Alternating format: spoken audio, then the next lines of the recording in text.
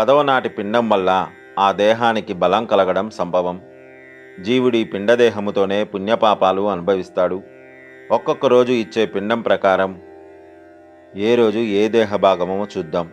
మొదటి నాడు శిరసు, రెండవ నాడు కంఠం భుజాలు, మూడవ నాడు హృదయం, నాలుగవ నాడు పృష్ఠము అంటే పిరుదులు, ఐదవ నాడు బొడ్డు, ఆరవ నాడు మొల గుహ్య అవయవం, ఏడవ నాడు తొడలు, ఎనిమిదవ నాడు పిక్కలు, తొమ్మిదవ నాడు పాదములు ఏర్పడి 10వ నాడు పిండము వల్ల ఆకలి దప్పులు కలుగుతాయి. 12వ నాటి పిండము వల్ల ఈ బాధల నుంచి ఉపశమనం పొందడానికి పుత్రాదులు ఇచ్చే పిండములు భుజిస్తాడు. 13వ నాడు యమభటుల వెంట పాశబద్ధుడై కట్టుబడిన కోతివలే దుర్గమమైన నరక మార్గాన జీవుడు ప్రయాణం ప్రారంభిస్తాడు. అది కట్టుబడిన కోతిలా.